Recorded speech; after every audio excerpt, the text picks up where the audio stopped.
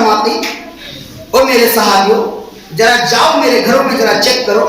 کہ کھانے کی کوئی سامان موجود ہے یا نہیں. اللہ کے نبی صلی اللہ علیہ وسلم کا صحابہ کرام اللہ کے نبی کے گھر پہنچتے ہیں. ہر ایک گھر سے پوچھنا شروع کرتے ہیں کیا گھر میں کوئی چیز ہے کھانے کے لیے. امہات المؤمنین اللہ کے نبی صلی اللہ علیہ وسلم کی بیویاں فرماتی نہیں گھر میں کھانے کی کوئی سامان موجود نہیں ہے. میرے گھر میں تو کئی دنوں سے چولہا نہیں جلا ہے, پانی کے علاوہ کچھ نہیں ہے. اللہ کے نبی جناب محمد رسول اللہ صلی اللہ علیہ وسلم تک یہ آواز پہنچی او اللہ کے نبی گھر میں کھانے کی کوئی سامان موجود نہیں ہے صرف پانی کے علاوہ. اللہ کے نبی صلی اللہ علیہ وسلم عین وقت میں اعلان کیا, ایسے وقت میں اعلان کیا, ایسے مجموعہ میں اعلان کیا او میرے صحابیوں کوئی ہے جو جناب محمد رسول اللہ کے مہمان کو اپنے مہمان بنانے کے لیے تیار ہے؟ کوئی ہے تو بولو. ایک صحابی حضرت ابو طلحہ رضی اللہ عنہ فوراً کھڑے ہوتے فرماتے او اللہ کے نبی اس مہمان کو آپ مجھے دے دیجئے. او اللہ کے نبی میں اپنا مہمان ماننے کے لیے تیار ہوں, میں اپنا بھائی ماننے کے لیے تیار ہوں. او اللہ کے نبی یہ میرا مہمان ہے, او اللہ کے نبی یہ مسلمان بھائی ہے. اسی لیے اللہ کے نبی آپ اس مہمان کو آپ مجھے دے دیجئے, میں کھانا کھلانے کے لیے تیار ہوں. وہ صحابی رسول حضرت ابو طلحہ رضی اللہ عنہ اس مہمان کو لے کر اپنے گھر پہنچے. جب حضرت ابو طلحہ رضی اللہ عنہ اس مہمان کو لے کر گھر پہنچتی حضرت ابو طلحہ فرماتی او میری بیوی کیا گھر میں کچھ کھانے کی کوئی سامان موجود ہے. حضرت ابو طلحہ رضی اللہ عنہ کی بیوی فرماتی نہیں گھر میں کچھ کھانے کے لیے کوئی سامان موجود نہیں ہے, صرف دوپہر کا تھوڑا سا کھانا بچا ہوا ہے, وہ صرف بچوں کے لیے, ہمارے لیے کچھ نہیں ہے. اللہ کے نبی جناب محمد رسول اللہ کے صحابہ کیا کریں وہ میری بیوی یہ محمد رسول اللہ کا مہمان ہے, وہ میری بیوی یہ اللہ کے نبی کا مہمان ہے. او میری بیوی اس نے کئی دنوں سے کھانا نہیں کھایا ہے, وہ میری بیوی ہمارے بچوں کو بہلا لو, فسلا لو, سلا دو. وہ میری بیوی یہ محمد رسول اللہ کا مہمان ہے, یہ میرا مسلمان بھائی ہے, یہ میرا اسلامی بھائی ہے. تم ایسا کرنا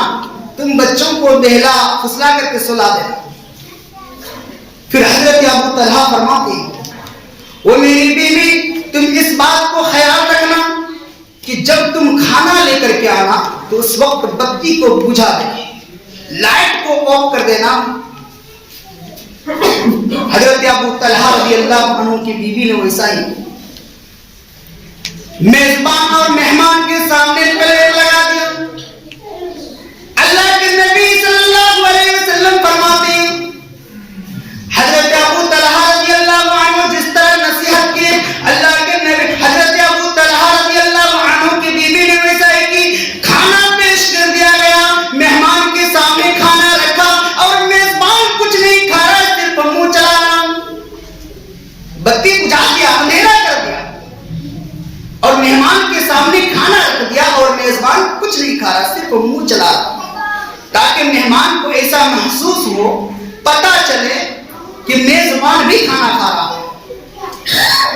جب کھانا ختم ہو گئے دونوں کے دونوں چلے گئے, مہمان اپنی جگہ پر پہنچے اور میزبان وہیں پہ رہ گئے. اللہ کے نبی جناب محمد رسول اللہ صلی اللہ علیہ وسلم فرماتے ہیں صبح کے وقت اللہ کے نبی صلی اللہ علیہ وسلم حضرت ابو طلحہ رضی اللہ عنہ کو بلایا اور فرمایا اے ابو طلحہ تمہاری یدا اللہ رب العالمین کو اتنے زیادہ پسند آیا, اتنا پسند آیا کہ قرآن کے اندر یہ آیت نازل کر دی وَيُؤْثِرُونَ عَلَىٰ أَنفُسِهِمْ وَيُؤْثِرُونَ عَلَىٰ وُجُوهِهِمْ. اللہ کے نبی صلی اللہ علیہ وسلم فرماتے ہیں قرآن کے اندر یہ آیت نازل کر دی اور فرمایا اے ابو طلحہ تمہاری یدا اللہ رب العالمین کے نزدیک بہت زیادہ پسند ہے. صرف یہی نہیں میرے بھائی اور دوستوں, آج ہمارے حال دیکھیے. حضرت عبداللہ حضرت ابن عمر رضی اللہ عنہ فرماتے ہیں ایک وقت تھا، ایک زمانہ تھا کہ مسلمان دینار اور درہم کو ترجیح نہیں دیتے تھے، جبکہ ایک مسلمان بھائی کو زیادہ ویلو سمجھتے تھے۔ لیکن آج حالات بدل چکے ہیں کہ ایک مسلمان دوسرے مسلمان کی فکر نہیں کرتے۔ اسی لیے اللہ کے نبی فرماتے ہیں کہ کل قیامت کے دن حشر کے میدان میں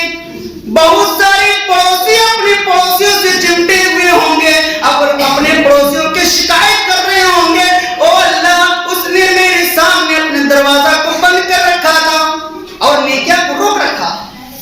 اسی لیے میرے بھائی اور دوستو، اگر آپ کے گھر کے سامنے غیر مسلم لوگ ہیں پھر بھی آپ ان کو صلہ رحمی سے پیش آئیے، آپ ان کو پریشان نہ کیجیے، آپ ان کو عدل و انصاف سے پیش آئیے۔ اسی لیے اللہ کے نبی فرماتے ہیں کہ اسلام اس چیز کے بارے میں درس نہیں دیتا ہے کہیں کسی کو مارو، کسی کو مرڈر کرو، کسی پر کہیں پر جا کر کے بم مار دو جس کی وجہ سے معصوم لوگ مر جائے، یہ اسلام اجازت نہیں دیتا ہے، بلکہ اسلام یہ کہتا ہے من قتل نفسا بغیر نفس او فساد فی الارض فکأنما قتل الناس جميعا، بلکہ اسلام اس چیز کے بارے میں درس دیتا ہے۔ کسی شخص نے کسی کو مرڈر کیا، کہیں پہ جا کر کے بم مار دیا، کہیں پہ لوگوں کو اتیاچار کر دیا، اللہ کے نبی صلی اللہ علیہ وسلم فرماتے ہیں، قرآن کے اندر یہ اعلان کرتا ہے من قتل نفسا بغیر نفس، اگر کسی نے کسی شخص کو مار دیا، مرڈر کر دیا، کسی کو جان سے مار دیا، گویا اس نے پوری انسانیت کو مار دیا، ختم کر دیا، تباہ کر دیا۔ پھر آگے کیا کہتا ہے؟ کسی شخص نے کسی شخص کو بچایا، گویا اس نے پوری انسانیت کو بچا لیا، گویا اس نے پوری انسانیت کو قائم رکھا، باقی رکھا۔ یہ تو انسان ہی چھوڑو، اگر کوئی شخص اللہ رب العالمین کی بے زبان مخلوق کے بھی ساتھ ظلم و زیادتی کرتا ہے، بے زبان مخلوق کے بھی ساتھ عدل و انصاف نہیں کرتا ہے، اللہ کے نبی فرماتے ہیں لا يدخلون الجنت، وہ آدمی جنت میں نہیں جائے گا۔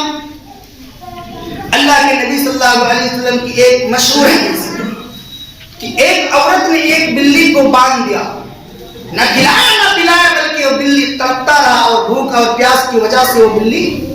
مر گئی۔ اللہ کے نبی فرماتے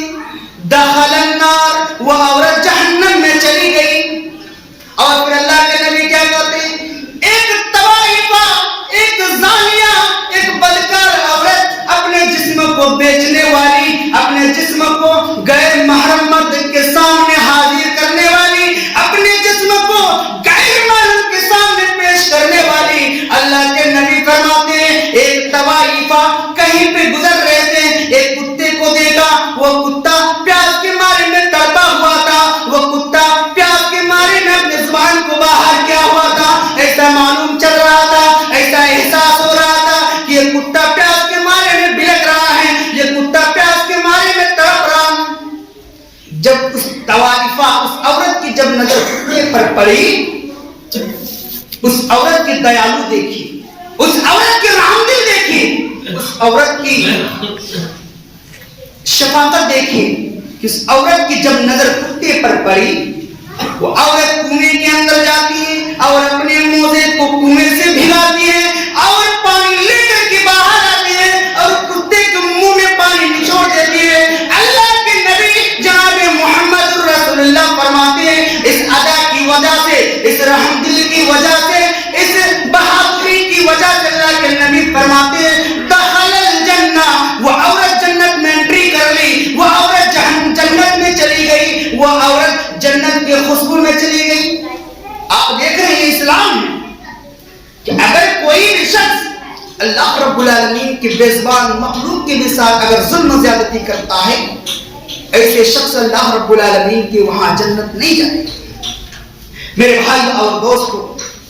اسی لیے اللہ کے نبی صلی اللہ علیہ وسلم فرماتے ہیں، حضرت عبداللہ بن زید رضی اللہ عنہ کا بیان ہے، جب اللہ کے نبی صلی اللہ علیہ وسلم نے جب جنگ حنین کو فتح کیا،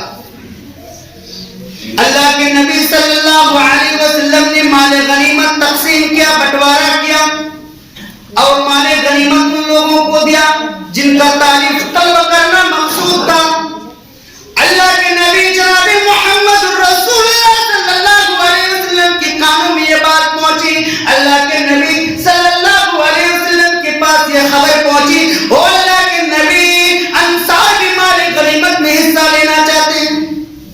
اللہ کے نبی صلی اللہ علیہ وسلم انصار کی تذکرہ کرتے ہوئے فرماتے ہیں، او میرے مہاجر، او میرے انصاری بھائی،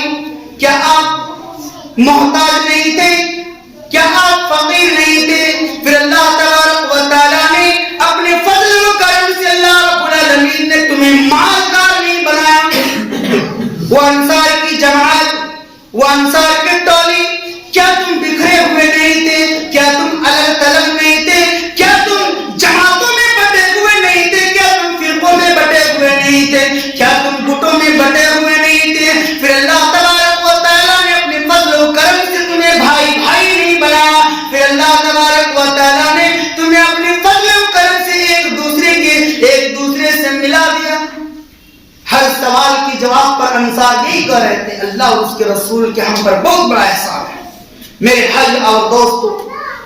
کہنے کا مطلب یہی کہ جو آج ہم